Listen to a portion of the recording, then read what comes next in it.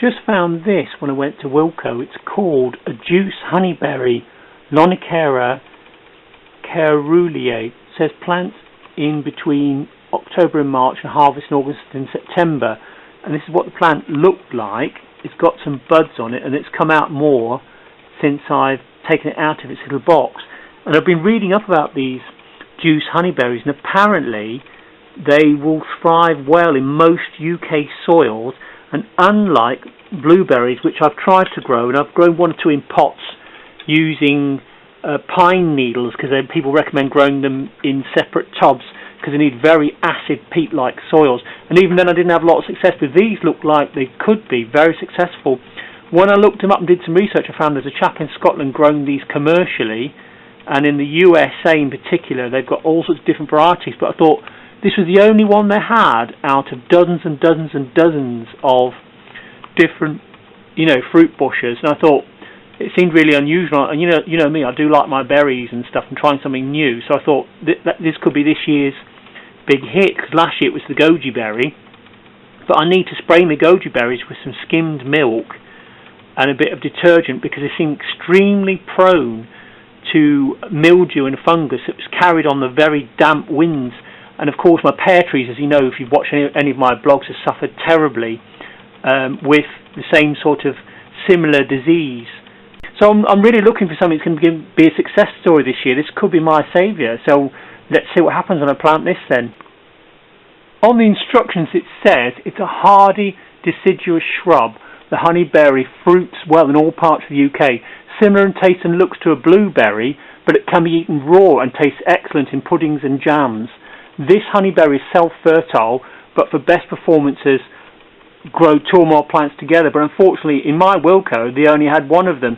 So I'll just see how it gets on. Of course I could always take a little cutting off it, couldn't I? They say plant October to March.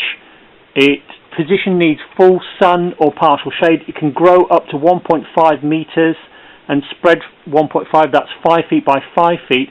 Prefers good garden soil in a sheltered place.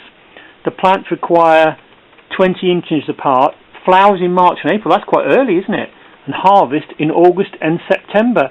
And it's frost hardy. Couldn't believe it. Brilliant. Happy to report that I did find another of my juice honeyberries. So I found another juice honeyberry at the same shop. Okay, went back about a week later. It's the one on the left. So they'll be able to be planted out in pots.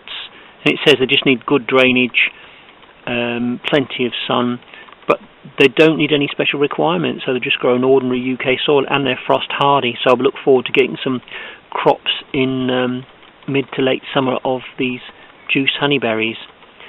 And I've got my onion sets to plant out as well, which is Stuttgarter, which I've grown before. That's quite a large onion, and then the other one's called Turbo. Turbo, they say, apparently is a very strong onion. I do like quite strong onions. Red onions, I just don't get on with them. And then the other thing I picked up yesterday was this raspberry. It's called an all gold, and it's an autumn fruiting variety. And the thing I noticed was, and I've had some bad experiences before, as you can see, these buds are active. I've actually tried to grow raspberries before from canes and found that they were all dead. And I've also had the same problem with other things such as tayberries and loganberries. I don't have a 100% success rate, but I'll just keep on trying, and that's my thing. I'll just keep on going. They reckon with this one, it crops through in late August to mid-October.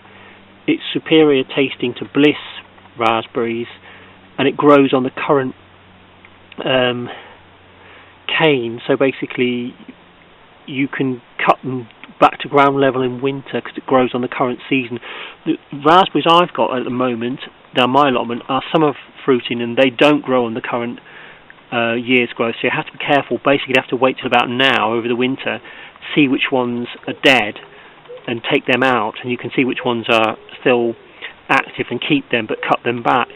So that's what I've done. So that's the other projects I've got to do around the allotment. I've got another archway to put up. I like these archways because you can rest your dwarf rootstock fruit trees on them, and of course you can grow things up them, anything climbing plants such as stringy beans and anything that's that needs support will grow very well against these, including any berries, blackberries, tayberries, anything that needs canes can grow against them. And I thought I might have a go at this. I don't know how good I am at this sort of thing, but I saw this was quite reasonably priced. Mandala stones. I just really like these cool designs on these rocks. And then I was at the garden centre and I saw they had these really nice called cobbles. So presumably these are cobblestones, and I wondered if they might be worth having a go with mandala. So see how I get on with that. And then the other experiment I've got, of course, is my grow bag here, and I put pips in from apples and pears and plums. And luckily for me, I have this bog plant, because I have got a little pond in the back garden, because I've got frogs, as you probably know. The neighbour's got newts, and this bog plant's turned up, obviously been carried on the wind or from seed or something, or from a neighbour's garden, I don't know. Because I bought these myself, and it's turned up, and it's just like a seed is taken. I can't believe it, because they sell them down the aquarium shop near me, and I had a load of them, but they all seem to die out. But in my grow bag, miraculously they've appeared. So if you have a grow bag like this and just have it in your garden open, just be curious to know what other people think. There's all sorts of seedlings or from plants in your garden will randomly, due to birds and wind, etc., grow in your grow bag. You never know what delight. So I'm so excited about the fact I've got these bog plants, because I thought I'd lost them. Right, the update I've got so far on the figs is they all seem to be doing okay. I've taken them out of the fridge, and it does look like they've benefited from the cold, and I've had them out now under frost, these ones, so they're under frost. These ones here again, as I say, under frost, and then some of them I've kept them more sheltered, and I keep this covered at night, so my experiment continues. But so far, early days yet, doesn't look like any of them have died, any of the cuttings. And obviously, had I not done any of this, I don't think they'd look so vigorous. I don't know. So I'm going to have to wait till about, say, May or June to see if anything happens with any of the buds with the root hormone experiment.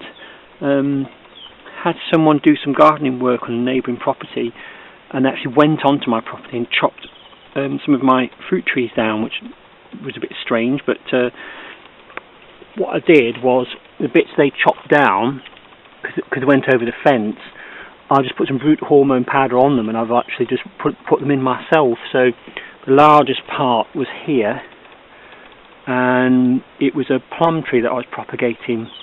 So luckily I've got about 3 foot left of plum tree left in the ground, but I don't know if it's got any buds on it. But anyway, hey ho, you crack on, don't you?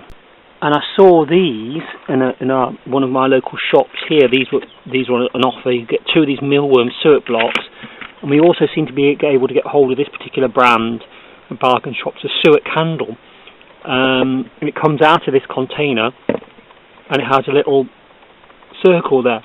And I put them on our allotments where I am, and we've got all sorts of finches, and they absolutely love it, and the birds seem very, very hungry this time of year. So I just thought that to fellow allotment holders, you don't have to spend a fortune. You can really keep the wild birds happy. And this to me has these have attracted song thrushes, and in my own garden I've even had gold crests, which I love, the smallest bird in Britain, and they will come to these type of things. And these mealworm suet blocks can be put inside like a grid. You can buy a grid to put them inside. They're cheap, and they fit inside a special grid, and you can get 3 or 4 birds will feed off this all in one go. So I just thought, as allotment holders, we can do quite a lot to help the birds of our own country. These are strange fruits that have just come on a creeping vine, and I bought the vine some years ago, and I bought it because I'd actually found out that in your garden apparently nesting birds really do need these vines, things like wrens, robins, blackbirds. And this plant I've got here, which is one I planted in the garden as well, is a red currant bush, which grow particularly well in the Midlands. But I love it when things go into fruit like this. I mean, obviously I presume these aren't edible to humans, but maybe the birds can eat them, I don't know. But this vine gives me fantastic cover on the red currant bush. So even though you're very much hemmed in on these estates, it's just these little bits of shelter which birds like gold crests robins, blackbirds and song thrushes love, because they can just hide and protect themselves. For instance, here on one fence post here, that's just an ordinary fence post. I know for a fact that I've got small birds that actually sleep in there overnight, even though it's icy and snowy outside. They'll hide in these little tiny bits of shelter, and then around them I have lots of crab apples. There's a couple of crab apples there, and the blackbirds love them, so it's just giving a little bit back to nature. Around my back door I always let a load of blackberries grow, and they're quite wild at the moment. They probably do need cutting back, but I probably won't, for the reasons when the birds have their nestlings, the fledglings and even the sparrows will come and they will pick off insects underneath these leaves. Will come right up to the window